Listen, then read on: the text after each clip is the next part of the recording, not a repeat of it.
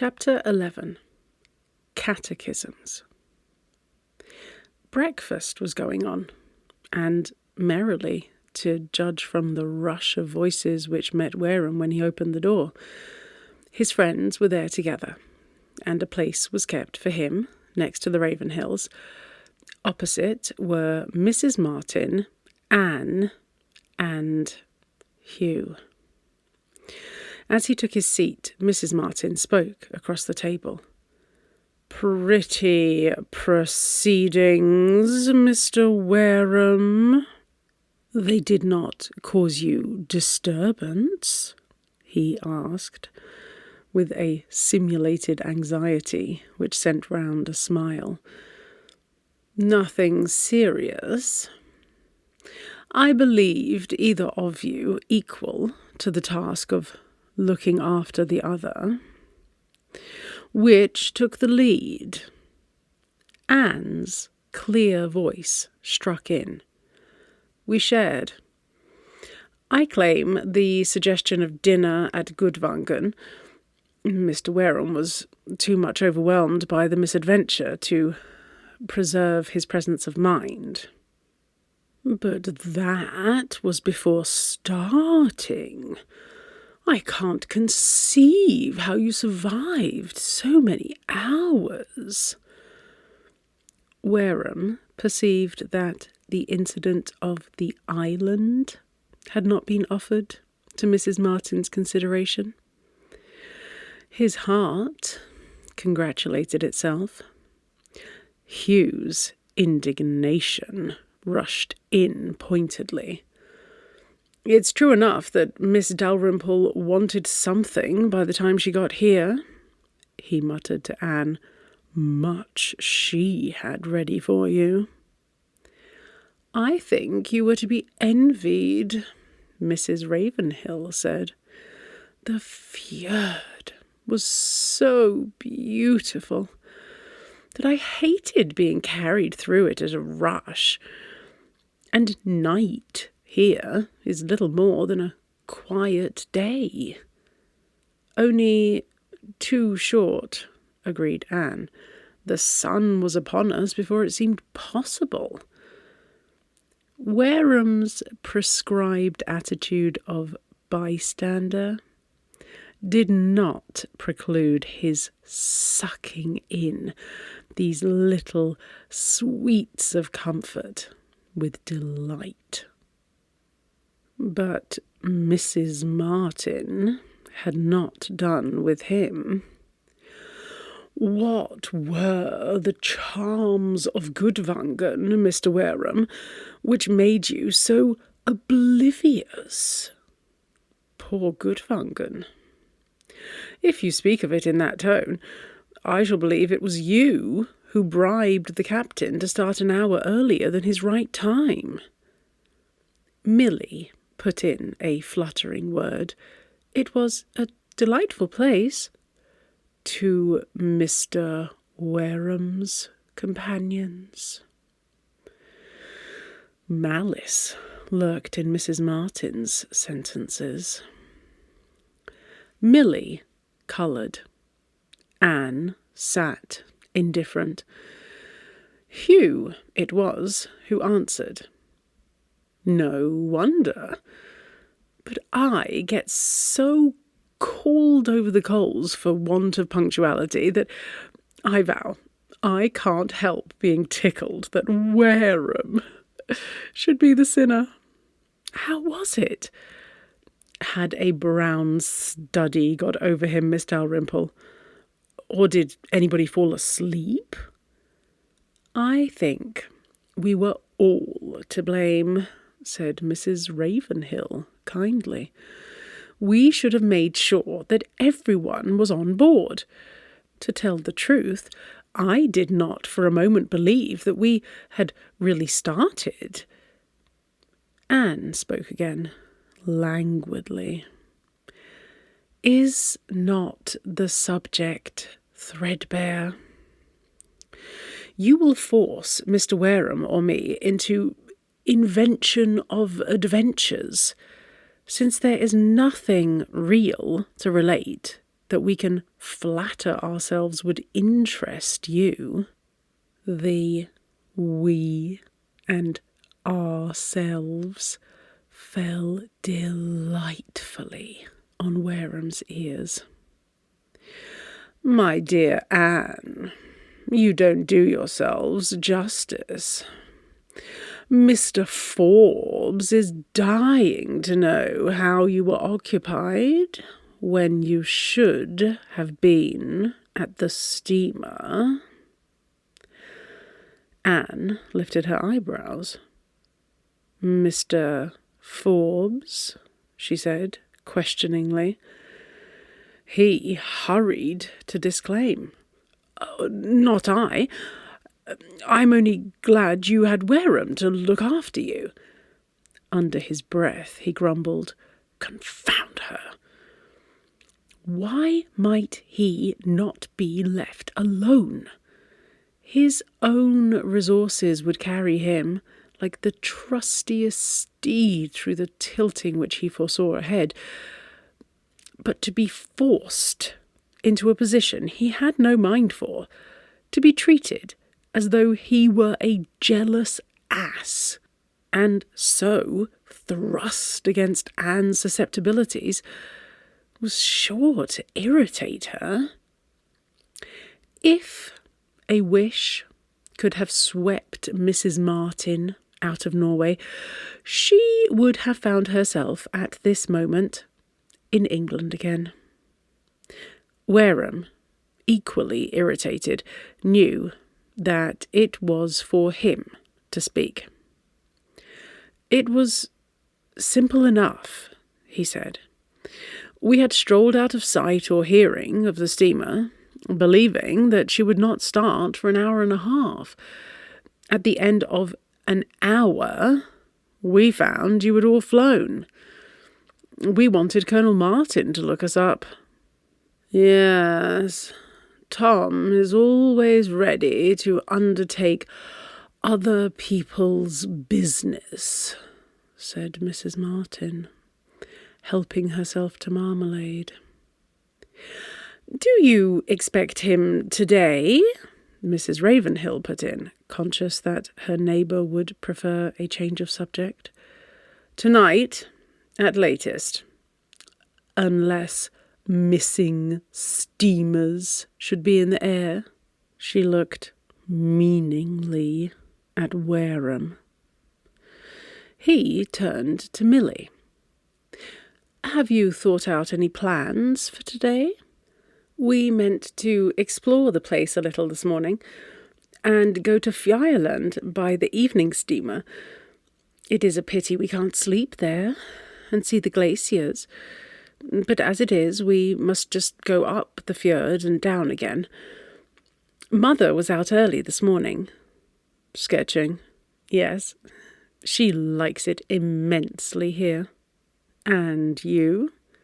Not so well as Gudvangen, but it is very nice, and, regretfully, it is so near the end. How? Milly sighed.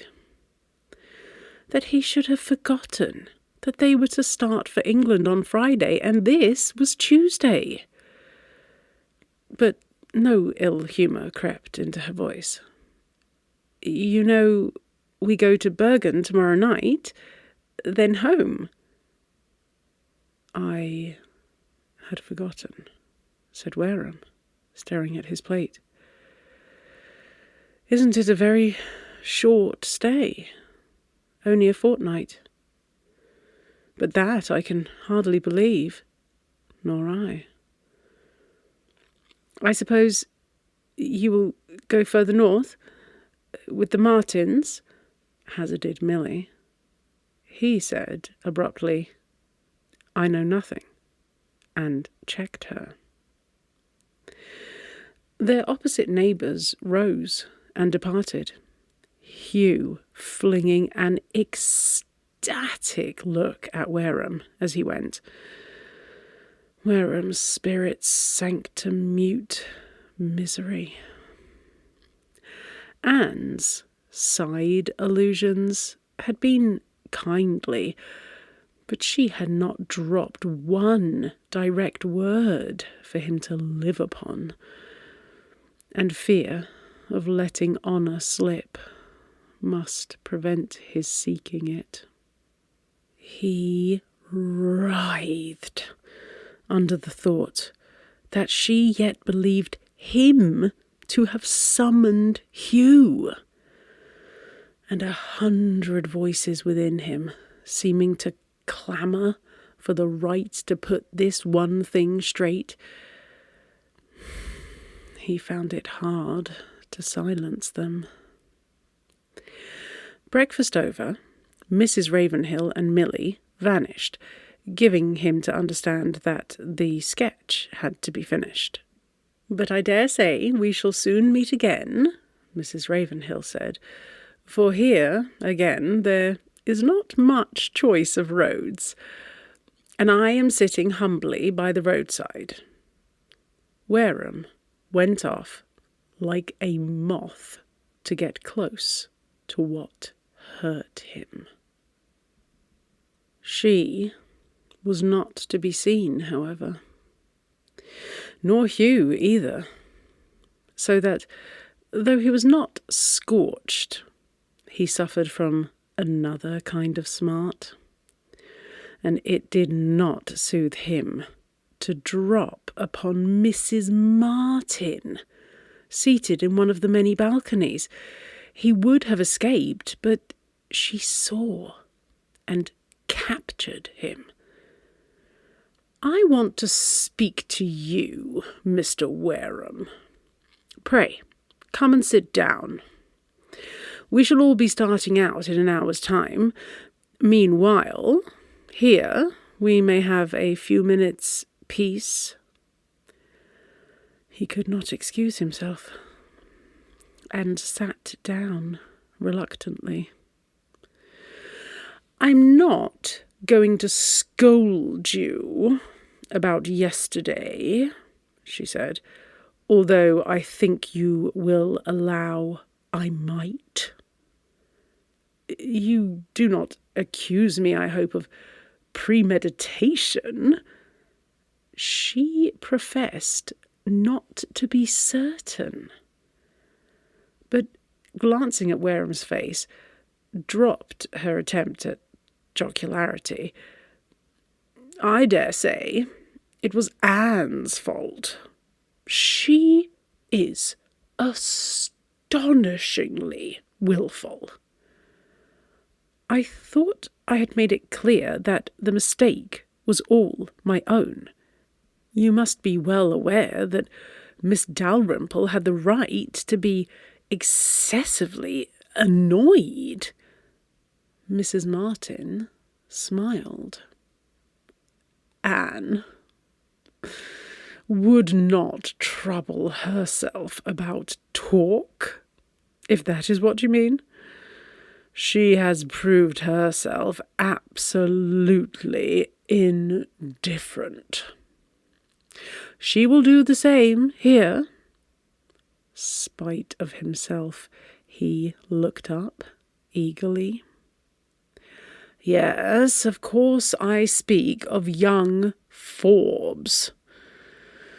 Her friends will not thank me when they hear that I have allowed him to tack himself onto us." The traitor in Wareham mentally blessed these friends, though his better instincts forced him to say, "Why? Hugh is an only son, his father a baronet, and he, what the world calls a good match." Mrs. Martin turned her large, fair face towards him and raised her eyebrows. "Middling. No objection was made when Anne said she would marry him. But she let matters go too far, even for her this time. And naturally, they won't be pleased to have it all over again. Mr. Forbes says you telegraphed to him. I wish you had left it alone. Pray, don't think I telegraphed to him to come. It was the last thing I desired. I should have imagined so, said Mrs. Martin dryly. Wareham bit his lip. One must keep a promise, must one? You will allow that the manner in which Miss Dalrymple broke off her engagement was maddening for my friend. Not an interview, not a word, only complete annihilation of all that had passed. Of course, from her own point of view, she may have been justified. I say nothing of blame. Mrs. Martin smiled. Wareham had seldom found his own temper so tried as in this interview. He felt as if her great hat had an irritating personality and crushed him. You may know, or you may not know, that the blow to him was so serious that it brought me back from India. Isn't there such a thing as a ricochet? Asked Mrs. Blanche innocently. So innocently that the innocence tickled him. I am afraid there is, he admitted with candour. Shall I go on? Oh, by all means. You had just landed from India. Miss Dalrymple allowed Hugh no communication. He could not even find out where she went when she left London. It seemed to me that he had a right to learn her reasons for dismissal, and I assured him, when I quitted him, that he should hear from me if I had any news of her whereabouts. I could not have believed that Lady Dalrymple's servants were so above suspicion. Mrs. Martin heaved a sigh at recollection of her own. He went on to say that, finding Miss Dalrymple had crossed in the same boat with himself, he telegraphed to Hugh from Stavanger. He knew of no other course he could have taken, and he descanted on it, intending all to be told to Anne. He finished up by repeating that no idea of Hugh's coming had crossed his mind. I dare say not. Magnanimity has limits, she murmured. Thinking it well to turn a deaf ear, he added that he had written a letter of some importance to Mr. Forbes from Stalheim. From Stalheim? She appeared to meditate, looking at her own hands, which were very small. Then her question flashed out. Was it to say you were in love with Anne? Wareham had got himself in hand by this time. He bowed. That, or Anything else you please, Mrs. Martin?" She asked whether the letter had reached Hugh. How should it?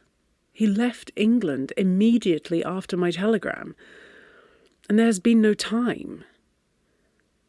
Mrs. Martin looked out at the fjord, but Wareham saw her shoulders shaking. Tragedy was uppermost with him, and at this proof of heartlessness, he thought appreciatively of Milly's padded glass. She turned round, however, demurely composed. "Won't it be a little inconvenient by and by?" He gazed loftily over her head. "I don't know that we are immediately concerned with my letter. That, at any rate, cannot be accused of bringing Hugh. I wish something would take him away again. I had not the smallest intention of being mixed up with one of Anne's complicated affairs," cried Mrs. Martin. The speech jarred. "If his presence is disagreeable to Miss Dalrymple, she can certainly send him off. He will have had his explanation. Perhaps it will prove the shortest way out of the difficulty." This laid him open to an embarrassing question. What difficulty? Fortunately for Wareham, she did not wait for an answer before putting another. "Are you a writer of books?" "I can't deny it." "Yet read a woman's nature no better?" "Anne will not send him off." "Accept him, then." "Nor accept him. Paddles. If you had studied the genus, as you should for your profession, Mr. Wareham, you would not find the riddle hard to solve. Anne likes Mr. Forbes enough to like to have him about her, but she would not marry him because she could not endure fetters. Now she salves her conscience by thinking that she has done her best to give him time to recover. You and fate have baffled her, and she will enjoy herself." He forced himself to say quietly, "You describe a flirt. Anne would not deny it if you charged her." Her words in the boat were recalled by a reluctant memory. With them came the charm of her voice, her smile, more powerful than words. He started up and stood leaning against the railing of the balcony. "It comes to this. You and I read differently. I think you unjust to your friend. You hold me a fool. Of the two, I prefer the role of fool. But, whichever turns out right, I don't see that we can do anything except wait. For it is certainly Miss Dalrymple who must tell Hugh to go or stay. Unless you have that authority? I? She shook her head. Anne's chaperones are dummies. They don't interfere. Besides, I couldn't be bothered. I don't even know why I have talked to you. Except that A1 and Mr. Forbes will not be amusing companions this morning. Wareham was cheered by the touch of feminine spite in this speech. The more so as he had seen Hugh cross the garden forlornly. He inquired what might be Mrs. Martin's plans for the future. I suppose my husband will return today, and then I shall insist upon going as far as Vadheim tomorrow night. Do you mean to come with us to the Geirangir? You had better, for I can't be responsible for your friend. Thanks, but I shall get back this week. Decision had stepped in so promptly that there was no time for regret to interpose, although she hung helplessly on his skirts. Mrs. Martin raised her eyebrows. You go with the Ravenhills? They mean to secure berths in the salon, which is expected here today. I dare say that will suit me. When he left her, he would not seek Hugh, but went to the little office from whence letters are dispensed, with a feeble dream of lighting upon his own. Failing in this, he betook himself to the road, and presently came upon Mrs. Ravenhill sketching, and Milly enticing 6 small children away from her mother by means of barley sugar. The girls hushed themselves with awe and delight. The boy, all one broad laugh, flourished sticky fingers and threatened to descend upon the paper, in spite of reproachful cries of "Darling Olaf!" At sight of Wareham, he fled. "And I breathe," said Mrs. Ravenhill. "But he was very much the nicest," declared Milly. "All the grown-up people are so grave that it is a comfort to see one having a good time while he is young. He was not really so very naughty, though his sisters were dreadfully scandalized.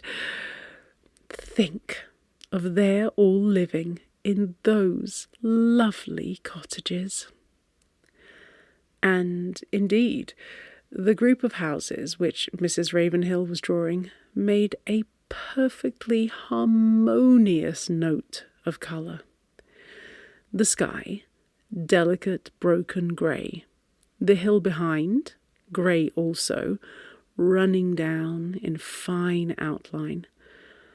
Against this, a group of houses, red-roofed, one or two, timber-pitched, another, gabled, white-plastered, jutting out, running back, and set in waving emerald rye. Where the rye ended, long flowery grass began, and grew down to the foot of the bank where the children were playing. A woman with a white handkerchief on her head, and carrying 2 pails with a yoke, came down the little path, which the thick grass hid from view.